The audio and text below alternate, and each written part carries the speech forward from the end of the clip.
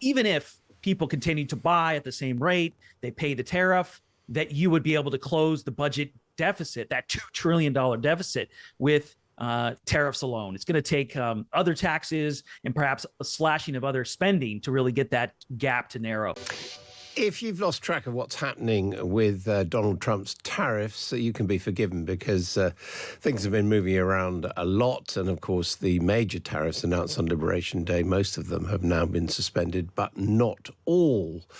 Meanwhile, of course, J.D. Vance, the US Vice President, has said that there is a good chance of a trade deal between the UK, but he is less positive about the European Union. Now, this must make life pretty difficult for those who occupy the world of US high finance. Joining us now is Jeffrey Cleveland. He's chief economist of Payden Rygel, one of the world's largest asset managers and global investment advisors. He's got up for us very early on the west coast of America. Thank you very much indeed, Jeffrey. Good morning. Now, good afternoon, rather. Yeah. Can you explain simply what is US government economic policy as far as international trade is concerned? Well, I wish I could. I mean, in order to solve a problem, you first have to understand the problem you're trying to solve. So there seems to be a lot of consternation about the size of the budget and the trade deficit. So the goal is really to get the trade deficit to shrink. The display that you saw in the Rose Garden was, an estimate of each country's trade deficit on a bilateral basis with the U.S. And the goal is to really shrink that by putting in place import duties, which could encourage some repatriation of manufacturing activity. I think that's the overall goal. I don't think, I'm not sure that this is going to work. It would be the short version of the story. But that seems to be the main issue that the administration is trying to wrestle with, not liking the deficit, particularly the trade deficit. It does seem that he's looking for leverage to improve conditions of trade. But he's also, has he not, domestically got a plan where he wants to replace income tax or taxes with money raised from tariffs from consumers? Yes. Some people have said, hey, by having an import tax, a tariff, we will be able to raise revenue.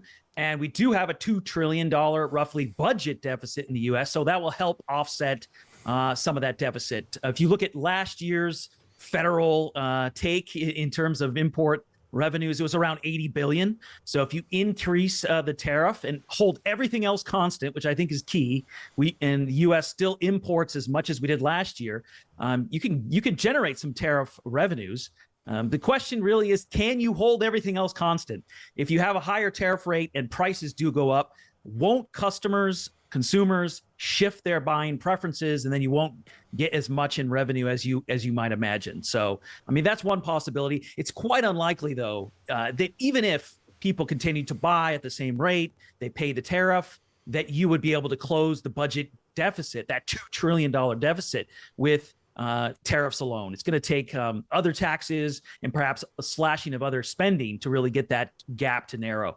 If it seems likely there's going to be a reduction in international trade, particularly as involves the United States, can that be good for the United States?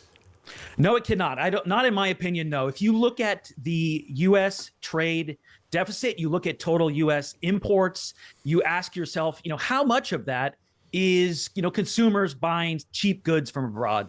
It's actually quite small. Most of what U.S. Consumers import are inputs into other production processes here. So in other words, imports are a very vital part of U.S. manufacturing and U.S. production. So by putting restrictions, by putting taxes or tariffs on that, we are sort of shooting ourselves in the foot from an economic standpoint. Particularly, I think so. I would be concerned with two big harms from the tariff policy for the U.S. economic outlook. One would be the direct tax on consumer, and one would be the knock-on effect on businesses who are a big part of importing. Now, some supporters of Donald Trump say, well, what this is really about is gearing up for an economic war with China. How do you read that? Do you think that's what underlies it all? I think that's quite possible. I mean, to me, that makes more sense than this sort of negotiation process that's playing out. It makes more sense than raising import revenue, which won't be enough to close out the budget deficit. So something on the order of a geopolitical rivalry. However, I would ask you, I mean, is there a better way to go about that? For example, if you were concerned that too many key items in the manufacturing chain are manufactured abroad and you wanted to have more of those items produced in the U.S., might there be a better way to incentivize businesses to do that? I might put forth sort of something on the order of a special economic zone, which incentivize businesses to produce things with maybe lower tax rates, things of that nature. That would be a more direct way to target certain items in the supply chain, rather than this sort of across the board tariff rate, which is sort of a sledgehammer and not very surgical. So I think there are better ways to go about that if that indeed was the Trump administration's goal. Now, you're a supporter of free trade, clearly. Do you see anything special for the UK? I mean, we've talked about this special relationship. Do you see a possible deal between the US and the UK, which could be exceptional and good for both sides? Yeah, well, I am actually a 100% supporter of free trade. So the more free trade, the better. If what comes out of this is that tariff rates and trade restrictions, particularly with close allies, actually go down, then this could be quite a great outcome for this whole process. Unfortunately, in the interim, I think we're going to have a lot of economic upheaval. For example, it's the talk about tariffs here in the U.S.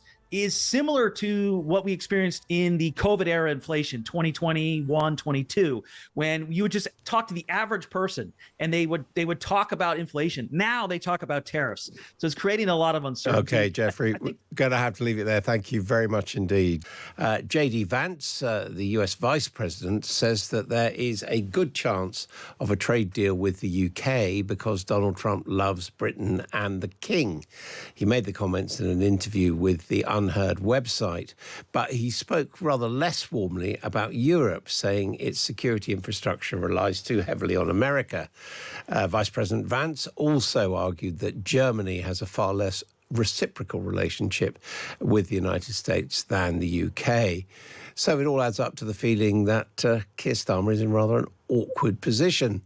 He desperately wants to move closer to the European Union, but he doesn't want to jeopardize a deal with Donald Trump or to antagonize Brexit supporters. So how should the British government play their cards now?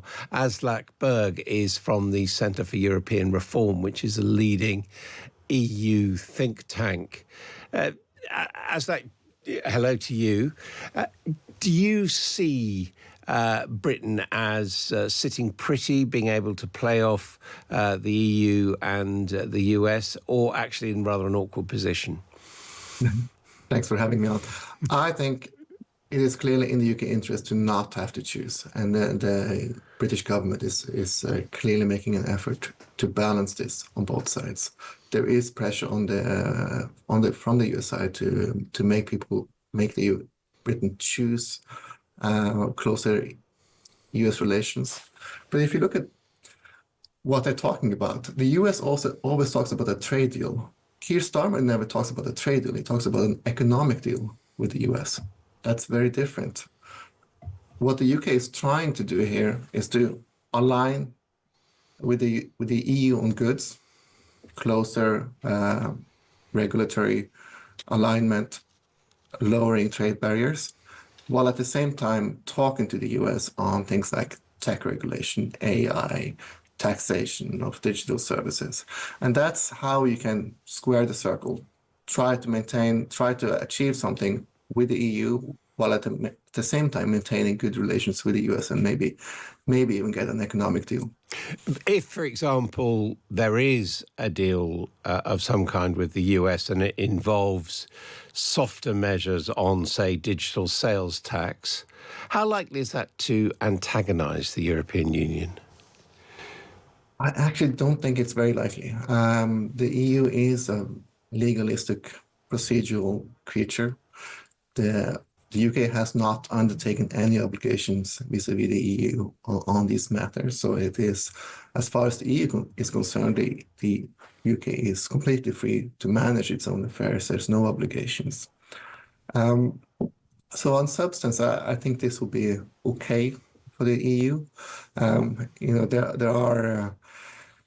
There's some irritation maybe over some of the rhetoric that has been used by the UK government. The Starmer went to Washington and said that the US should have no issues with the UK because there's no trade deficit. Obviously, if you are a country with which the US has a large trade deficit, you notice that rhetoric, and that helps justify a little bit of the logic coming out of the Washington. But on substance, I think the EU is very likely to keep these things apart. There's a set of things they want to achieve with the EU, with the UK on trade and foreign policy, and there's no need to let other matters interfere with that. Well, even if the EU finds itself putting on reciprocal tariffs in response to higher American tariffs, and the UK is not part of it, I mean, presumably that would make trade relations between the UK and the EU more difficult, wouldn't it? With some complications, particularly for Northern Ireland, which, as you know, there's a special framework in place so that you can maintain an open border on the island of Ireland as well as in the Irish Sea as far as possible. So if there's a very different trade regime vis-a-vis the US, that could cause some complications. There would also be the possibility of what we call anti-circumvention measures. That would basically mean that the EU might take measures to make sure that the UK does not become a gateway for American goods into the EU. But overall, the EU is a very experienced trade actor. It has experience managing very complicated relationships, and it's not going to let what the US does derail relations with the UK, who is a very important partner for the EU. What about foreign and defence policy? Because we've got today Britain chairing a conference on Sudan with the EU and actually the African Union, not really a heavy US presence. Do you see now an inevitable convergence on defence and foreign policy between the UK and the EU?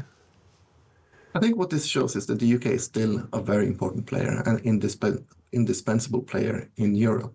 It's not just the summit in Iran, it's also on Ukraine. It's on diplomacy with the US. The UK has done a very good job managing relations with Trump on Ukraine. And this has been noticed in European capitals and appreciated.